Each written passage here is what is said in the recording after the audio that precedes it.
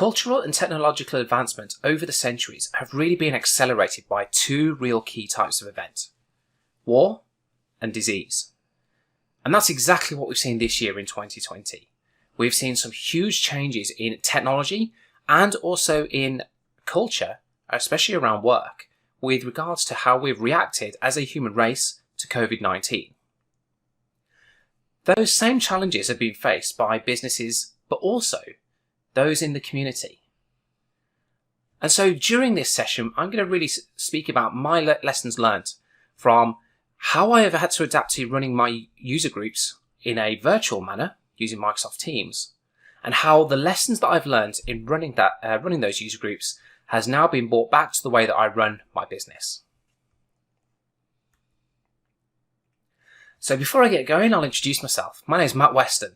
I'm the Managing Director of Vantage 365, a small consultancy in the UK. I'm a Microsoft certified trainer, and I'm also a business applications MVP. And yes, if any of you ever wondered what I would look like with hair, maybe that's what I would look like. I would look like the British Bulldog. I wish. So what am I going to be talking about today? So today I'm going to be focusing on running user groups. The reason why we had to continue running user groups, even while we were locked down, why we still needed to have them, why they still had that benefit, why they still existed. But in order to run those user groups, I had to make some technology choices. I had to really choose not only the technology and the platform that I wanted to use, but also the variations of that platform that I wanted to use to host my events as well. Because just like everything Microsoft, we have options. So what I'm going to be talking about is, I'm going to be talking about the need. The need for the ability to adapt, the ability to choose a technology to go forward. I'm going to share with you the considerations around why I chose specific technologies, and the thought processes and the things I had to think about as a result of choosing a specific technology. And then what I'll be sharing with you is the implementation. So how I actually implemented this from a user group perspective. But then, once we've actually gone through what I did for a user group, we're going to bring it back to the lessons. And those lessons that applied to me as a user group leader, and how they actually had quite a similarity with the challenges which I face as a business leader. So comparing the two, hopefully will give you some ideas, some thoughts, maybe to go back into your own workplaces and to invoke change yourselves. So let's first of all talk about the need. Why did I need to do it? So user groups predominantly were physical events. They were a massive part of the Microsoft technology community all over the world. In the UK, we have quite a number of local and regional user groups. And the whole idea is that each user group has the ability to attract and to help and support those people who are local to the user group. It doesn't matter what technology it is that we're interested in, whether it's Microsoft or not Microsoft. User groups are there to help like-minded people find that support, find people to be able to relate to. So that was one of the key things with our user groups, and especially when they got taken away from us, we were no longer able to meet physically. But we still needed that environment where we can help to share what is going on in the Microsoft community, what is going on in Microsoft. User groups are a way of being able to share information. They're a way of being able to share ideas, share what's coming, share what's new. It's not just about somebody going there and presenting, it's about that sharing of information. It doesn't matter whether you're competitors in the commercial world, everyone is there to help and support each other. So that was one of the key things, is that with a user group, we needed to be able to continue to drive that type of information flow. We couldn't just let people disappear without that support, because that's what we're there for. So we needed a mechanism to carry on that, to keep giving that support, to keep in touch with everybody. But then the user groups aren't just technology. The user groups for a lot of people are a lifeline. They are a way of meeting new people, a way of meeting friends. Certainly when I go to a lot of user groups, I go for the technology, but a lot of the time I go to see the people that are going to be there, because that whole social aspect around the user group is what really makes it tick. So whether we have a physical meetup or a virtual meetup, usually after every single user group we have some sort of social afterwards. It's a place for networking. It's a place for just generally speaking to people. So these things together really give the community quite a fundamental, or make the community quite a fundamental part of the way that we communicate, the way that we work within technology. And whether you have that experience of user groups or not is a completely individual experience, but certainly that's what we are trying to do. So really what the community gives us is those things I've just said. It's an interactive way of learning. Because yes, you can go onto YouTube and you can watch videos, but you need that back and forth. You need the ability to be able to ask the questions, to ask the difficult questions. Maybe there's something that's in your head that you just need to be able to ask, and you want that quick back and forth. Because with all the best intentions in the world, forums are never going to give you that quick back and forth. You lose things in terms of the translation, in terms of the context of the post. Whereas if you're actually having that physical conversation, then you have the ability to find the information that you need much more quickly. It was a way of bringing together people who are like-minded. Not granted that everyone's from all sorts of different backgrounds, different experiences, different commercial backgrounds. That's completely irrelevant when it comes to the community. It's all about having that same mindset, wanting to learn more, wanting to meet those people who have the same interest as us. It gave us the social atmosphere. And certainly the final one, the sense of belonging. Now for me, this was the biggest one about wanting to keep a community going during lockdown. Because certainly from some of the people who have come along to our user groups, they may not have the same social networks as what some of the more fortunate of us might have. And so being part of a community, being part of a user group gives them that sense of belonging. Now it's so easy during the lockdown for them to be able to fall back into not communicating with anybody, not being part of something. So keeping the community going, even in just a virtual sense, gave them that sense of belonging. So all of these things was the reason why we needed to find a way of being able to deliver community events, user groups, but in a virtual manner until the time we can go back to them physically again. So I've got a very clear need here. I need to be able to deliver it. So what sort of things would I actually be considering? So obviously the first is that I have to think about what technology do I actually want to use. So if I think I've got a number of delivery mechanisms, I've got Teams, I've got Zoom, I've got WebEx, I've got GoToMeeting. I had a number of tools at my disposal that I could have used. But being as I'm a Microsoft partner, we're delivering a Microsoft technology user group, it made sense for us to be actually using Microsoft Teams. And it works on the assumption that most people who are coming along are also Microsoft Teams users because they're all coming at this from a Microsoft background. So when I consider Microsoft Teams, I then need to decide what type of meeting would I actually be using?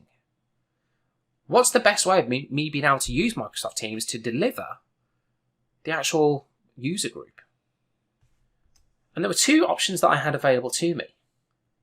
I had Teams meetings.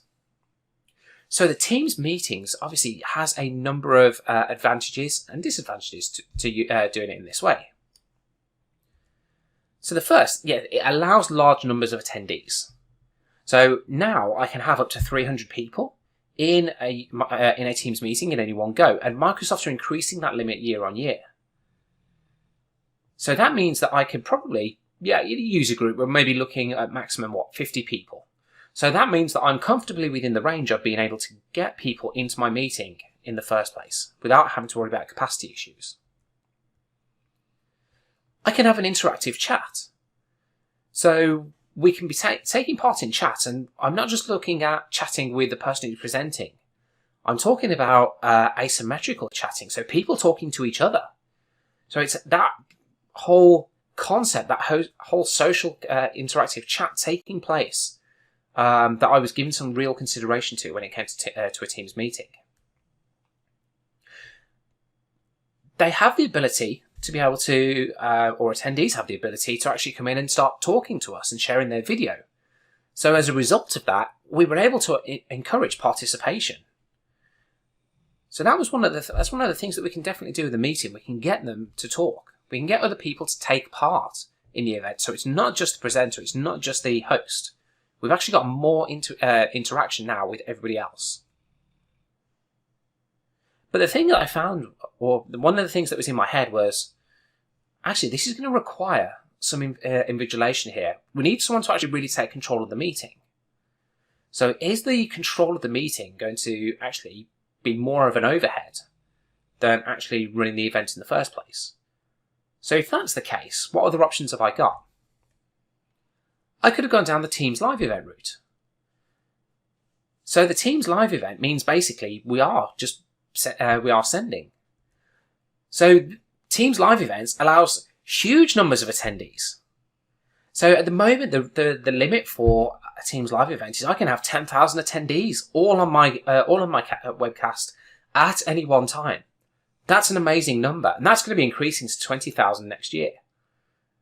Do I really need that number, that huge number available for a user group? The user groups are well attended, but not quite that well yet. It allows multiple presenters. So I can have, with a Teams Live event, all my presenters join a Teams meeting. And then, effectively, the presentation team sits within a meeting. And so then they can take part, they can have all the chat, they can have all those bits and pieces between each other, but not with the attendees. Because the attendees are just there to be able to watch. But because of that, just watching capability, it's very simple for users to join. Because they can just follow the link, they can just jump straight on, and they can just watch. And it doesn't matter if they've got Teams or whether they haven't. They can still get, or whether they're able to join or whether they're not. They can just watch the video, and then that's it. They get all the information. But from an invigilator's point of view, it was really easy to control. So on the right-hand side of the screen at the moment, you can see that I've got two, as the organizer or as the producer, I've really got two different types of thing that I need to worry about. I need to worry about what's coming and what's live. So from my point of view as an organizer, this was really simple. I hadn't got to worry about anybody jumping in. I hadn't got to worry about anybody sharing things or interrupting because everything was in my control. All my attendees aren't able to talk, but my presenters are. So it means that I was really able to control an event quite nicely. But we still have some level of interaction from the attendees. We have a built-in Q&A. So the Q&A basically means that I can have my attendees asking questions, and we can either reply in a chat method or we can actually answer them live. So it was quite nice that we had that Q&A piece actually in place. But then we got the recording and playback aspect. So not just being able to record, and I can record a normal Teams meeting as well, but the fact that all of my attendees could just revisit that link again and actually then go and watch back that whole session. So if they needed to go back and just watch something, or they wanted to go back and double check something, all they needed to do was go and reuse the joining link and they would be away. They could start watching that session again. Something that wasn't available to me from a standard Teams meeting. But the big thing, the big decider is this one. Is that a Teams Live event, for me, really lacks the direct participation. Think back to the user group, the need about having that social interaction, that coming together to be able to communicate. I wasn't able to do that with a Teams Live event. So my option then was, or my decision was, a Teams meeting is going to be the way that I'm going to run my user group. But then again, I had some considerations because in my within my Teams meetings, I have two levels of people who can be in the meeting. I've got presenters and I've got attendees. So now again, I had some considerations. Do I do what most organisations do, which is everybody who joins becomes a presenter? But then what can a presenter do? A presenter can speak, so they can share their audio, they can share their video, so they can have their video turned on, they can participate in chat. So far, so good. And to be honest, I'm quite happy with that. I don't mind everybody doing that. But then a presenter effectively becomes a pseudo-admin. So they can mute others. They can mute all. They can remove participants. So that means now that these people have the ability, and I appreciate that we're all grown-ups, but there are some people who may want to kick people for whatever reason, but they can remove participants. They can admit people from the lobby.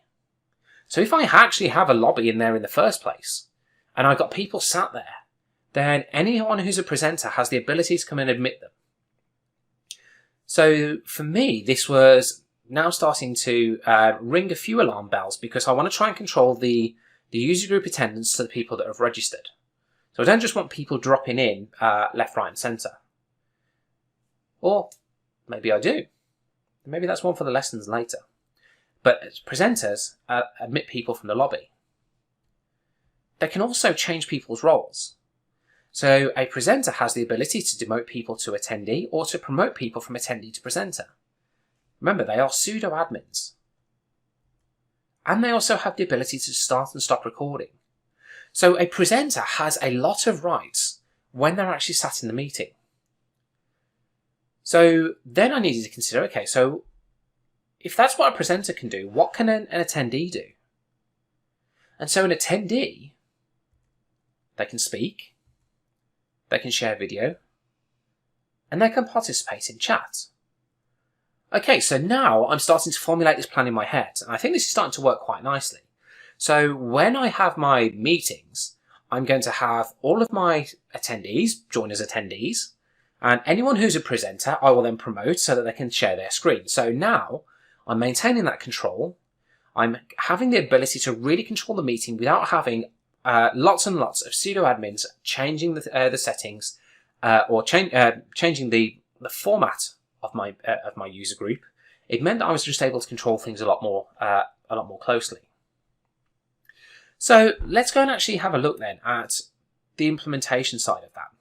Because what I decided to do was, when my user groups were running, my presenters would come on as presenters, my attendees would all join as attendees, but because I want people to come in and straight away, I don't necessarily need them to go and sit in the lobby and wait to be admitted just in case they ever get missed, then I'm going to let them come straight in. So let's go and have a look at how I actually set up the Teams meetings then for running my user group.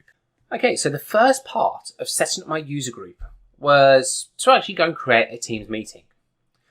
And nothing special about this. All I was doing was coming into Microsoft Teams, selecting the time that I want my user group to run,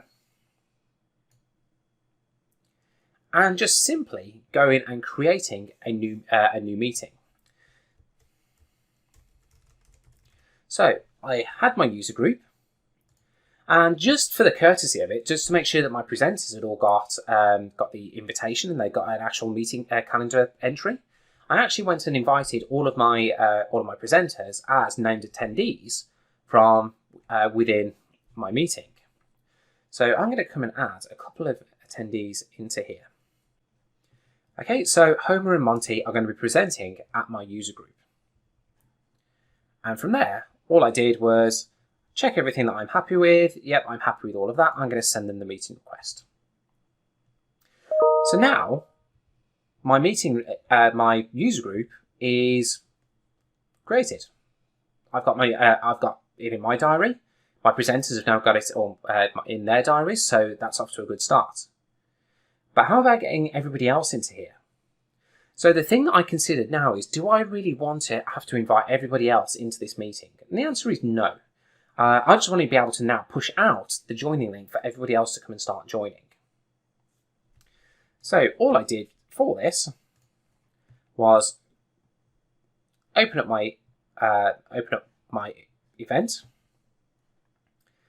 and all I did was just grab the link that sat behind the click here to join the meeting, and I put it through a link shortener, but all it was doing was just taking the meeting from the click here to join the meeting and taking and pushing that out.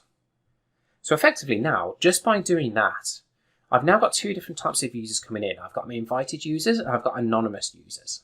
So now that I've got my meeting configured, I now need to start thinking about the rules. So I said that I don't want everybody to join as a presenter, so I don't want everybody to join as a pseudo admin. I want people to join and I want them to be attendees. But I also don't want them to sit in the lobby. I want them to come straight in. So now I have to go and set some meeting options. And what I've got on the screen, now that I'm in the edit mode of my meeting, is I have my meeting options. And if I click on my meeting options, that's going to open up a browser for me. So when my meeting options load, I've got some very basic options that I've got here. So I can see my meeting, I can see who the organizer is. But then I've got some choices. The first one is who can bypass the lobby. So this is basically asking me, who do you want to come straight into your meeting without having to sit in the lobby? Now my organizational default is that it's only people in my organization. So that means that people in my organization, people who have the same domain as me, people who exist within my tenancy, can bypass the lobby. But what about everybody else? What about all the anonymous users that might be joining, people who just want to join, who aren't part of my organization? So the first thing that I did was change my who can bypass to everyone. So that means now that everybody's going to come straight in. They're not going to sit there waiting for someone to admit them. The second one is who can present. By default, again, set to everybody, really open in terms of how my organization was set up. So I changed it from everyone to specific people. And if people are within my organization, then I have the ability to select specific participants. Yeah, so this will only show if the people who invited exist within my tenancy. What I ended up actually doing in the end was actually putting this to only me. And then once I was in, I then started promoting people. But I started to, so I set this so that everybody came in as attendees. One of the new features that is actually rolled out is we can now actually stop people from unmuting themselves. So one of the things I need to make sure that I actually select is to make sure that my attendees are able to unmute themselves, because I want them to have questions, I want them to ask things. From there, I went to save. So once my meeting was configured, and we got round to showtime. So that then meant that I needed to start my meeting. So I went and joined. So once we joined our meeting, everybody else then started to join. So all of the guests, all of the presenters started to join the user group. As you can see, Homer and Monty have both joined, but they're both joined as attendees. Now, an attendee can't share their screen, and I need them to be able to share and present. So I need to make them both presenters. So if I click on the three dots, I can make them a presenter. So now effectively I'm giving them the ability to start to share their screen, to be able to do everything else they need to be able to do to manage the meeting. And anyone who stays as an attendee, so these are the people who are down here, the attendees, and we have the presenters. The attendees are the people who can share their video, they can chat, and they can chime in with their audio if they want to. So good etiquette means that actually if somebody wants to ask a question, they can unmute themselves. And if they forget to unmute themselves again afterwards, or remute themselves I should say, then I have the ability to click on the ellipsis and I can mute the participant. But what happens if I have a particularly unruly audience, or there's a lot of interruptions? I have the ability as the organizer to be able to change the settings to stop people unmuting themselves. So if I come to my three dots, I have the options which says don't allow attendees to unmute. Watch what happens to the icon next to my attendees. So it goes from being a crossed out microphone to a disabled microphone. And from an attendee's point of view, what this actually looks like is that the attendees, now it says the mic is disabled for all attendees, so they actually get a notification to say that they are no longer able to unmute themselves. And then again, if I want to reverse that, I can click on my three dots and I can allow attendees to unmute. And once again, those people have now got the ability to unmute themselves. Now obviously what good etiquette suggests that actually if we need to ask a question, just like we would in real life, we raise a hand. And we have the ability to do that by clicking on the raise hand. As you can see, it gives the person a temporary highlight for the person who's raised their hand. They appear as a raised hand in the attendees list and also a notification above the attendees icon in my toolbar across the top. So then that person has the ability to ask their questions. And if they need to, or if they forget to, I should say, then we can again go and lower their hand for them. But it might be that this person is maybe asking quite a good question, and therefore I want this person to be centre stage for everybody else to be able to see who's asking the question. And this is particularly useful if somebody is still presenting their screen at the same time. You don't need to stop them presenting the screen to do this. I can click on the person's actions and I can spotlight them. That person then becomes spotlighted for everybody. That means that they become they take the full screen, they become the centre stage for everybody. This is different to very slightly to pinning. So pinning does exactly the same, but will only affect me. So I can pin somebody, but it's only me that will see them. If I spotlight them, everybody will see them.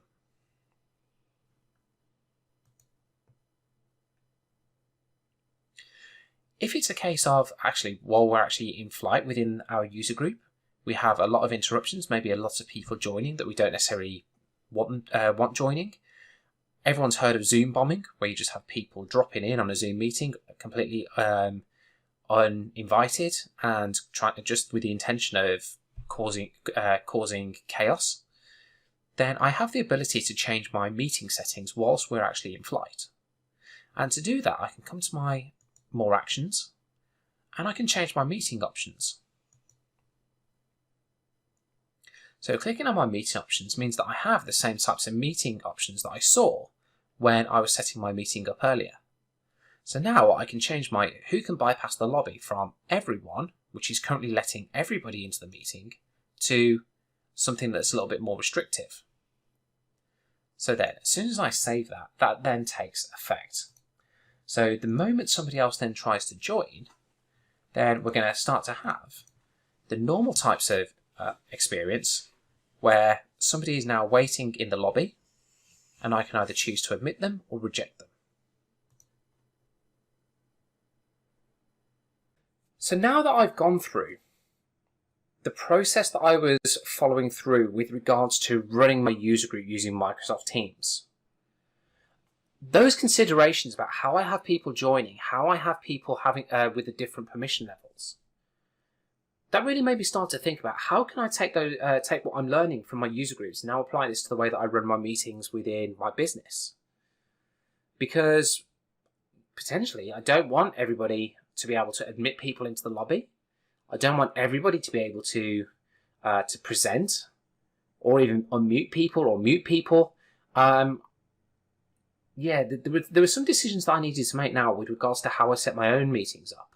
So when it came to bring this all back to the business, I started actually setting my meetings up in the same way, or almost the same way, as I set my user groups up. So I create my calendar entry. I would then go and set the permissions on there, or set the options so that I could only have people who are internal joining without having to wait in the lobby first of all. I had it so that only people within the organisation, rather than everybody, which was the default, coming in and having presenter rights. So therefore, anyone who's not part of my organization is no longer a pseudo admin. They are coming in just as an attendee, and if we need to, we can help to promote them. But do I really want to do that for every single meeting? In an average week at the moment, I seem to be averaging probably about 20 meetings. So do I really want to do that for every single meeting? The answer is no. So again, these are considerations that I went back to. What can I do instead to lessen the load, but to make sure that all my meetings and all the meetings of my colleagues are run in the same way, with the same types of governance around how my meetings are actually set up? So for this, I needed to go into the Microsoft Teams Admin Center. So to get to my Admin Center, I need to come to Microsoft 365 Admin first of all, come to Show All, and from there I've got my Teams Admin Center. So now that my Teams Admin Center is loaded, I now need to understand where I need to go in order to configure my meetings and have them set up in the same way to describe really everything that I've just talked about. So making sure that people who are outside my organization don't have more rights than what they should do. And so for this, I needed to modify my meeting policies and my meeting settings. So if I come into my meeting policies, I'm going to go and modify my org-wide default. The reason why I'm doing this is because I just wanted this to apply to everybody. It doesn't necessarily, I could go down the route of creating a bespoke meeting policy and applying that to everybody. But for ease, I'm just going to do it at the global one. So when I come into my meeting policies, if I scroll right the way down to the bottom, I have here participants and guests. So this means that I have the ability to control now those settings that I set when I actually went into the meeting options. So I can come to my participants and guests. I can let anonymous people start a meeting. That's probably not what I want to do. I don't want the meeting to actually physically start until someone within my organization joins. So someone who's known. But I can specify roles that have presenter rights. So as you can see here, it says everyone, but the user can override. So that basically means that everyone who joins has the presenter rights unless the individual goes into the meeting options and goes and changes it from just to be themselves or specific people. So the first thing that I did was I came and changed my roles that have rights in presenters. And I changed it to everyone in the organization. So that means anybody who's within my organization could come in here and can come in as a presenter. Anyone who's outside of my organization will come in as an attendee. I also changed the automatic admission of people. So again, it says automatically admit people, everyone in your organization. And what you've got the ability to do here is set everyone, which is allowing anonymous users in. When I first did this, I actually set this to organizer only. So that means the only person who actually got into the meeting straight away was the organizer. Even people within my own organization had to sit in the lobby. Now this actually really bit me a few times because I had other people who were arranging meetings on my behalf who were setting the meeting up, inviting me. But when I joined the meeting, I was sat in the lobby. I had people outside the organisation sat in the lobby. And the person who was the organiser, who's just the organiser, they weren't actually going to be joining the meeting, they were the only people who could do anything about it. So I found that actually going to that level of automatically admitting people and just having the organiser was far too restrictive for what I needed. So I changed it then to everyone in the organisation. So now, anonymous people are going to sit in the lobby. People outside of the organisation are going to sit in the lobby. But everyone who's internal will be able to go in and will be able to do what they need to be able to do. The other thing that I needed to make sure was that anonymous users can join a meeting. So in my meeting settings, I needed to make sure that this anonymous users can join a meeting was switched to on. If it's switched to off and somebody tries to join the meeting who's not invited, then they will get a not allowed by this, that this isn't allowed. If they're outside of my Active Directory, they will be blocked. So this is a policy setting, but it's a policy, but it's applied through settings. So this basically means that anonymous users, so people who aren't known to my Active Directory, can't join a meeting, even if I physically put them in the to list and I wrote their address, their email address, so they're actually expected to arrive, switching this off will mean that I'm effectively cutting off anyone who's not a member of my Active Directory. So I had to make sure this was switched on. So once I'd done that, I'm now in a much better position from an organizational point of view to then go and apply this to every single meeting, not just on a per meeting basis. That's going to be a big time saver. From a security point of view, I'm much happier that there's always somebody controlling the meeting who is internal to the organization. So all of these things together have really started to improve the way that I run and manage meetings for the business, for both internal and external users. So we've spoken about a large number of things there. We've spoken about the reason why I wanted the user group, especially the way that I wanted to run the user group online. Some of the things that I was considering around the technology choices between Teams meetings, which allow 300 people to come in and take part, but I can have the chat, I can have the videos on, we can have the audio, we can have that direct interaction, versus using Teams live events, where I can have a huge number of people in. It's much easier to control, there's much less of an overhead, but we didn't have that face-to-face interaction or that direct interaction. So I decided to go down the Teams meeting route. We also then looked at some of the considerations at how I set that meeting up. So being able to look at things like how my users are going to join, what level of rights are they going to join? Are they going to join as a presenter, where they can mute, they can unmute, they can admit from the lobby, they can record or not record, they can change a lot of the settings. Or do I bring them as an attendee when they can join and they can just join using audio, video and chat? So consideration to how I was bringing people in and what levels they were being assigned. And then obviously we looked at some of the key things that I was using within those meetings just to help drive the user group forward. But then we took that back to a business context. I took it back to how I now have set up my tenancy to be able to set all those options automatically so that I get the desired level of security, the desired user experience for all of my users internal to my organization and external who are joining meetings. So allowing people anyone who's within the organization to get the meeting started and to admit people.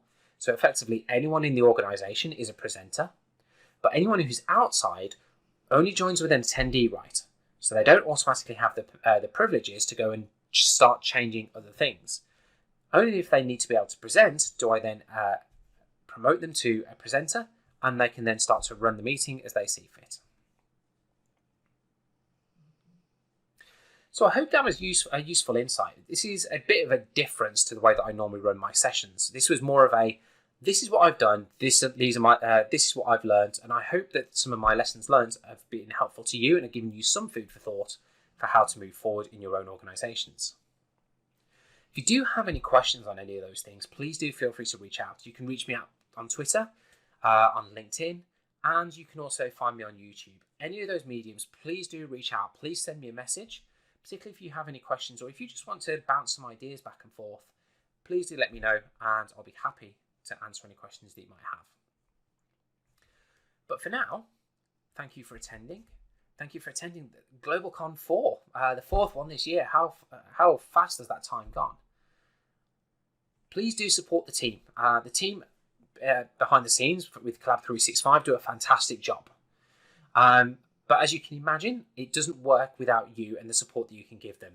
So if you can support them by purchasing an all access pass, you will get all of the ebooks, plus all of the content from GlobalCon 2, plus much more. They're being really generous with all the stuff they're giving away at the moment. It's more than worth the money to go back and be able to watch any of those previous sessions.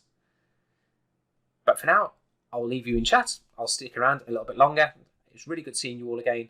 And I look forward to speaking to you in 2021 at GlobalCon next year. Have a good day.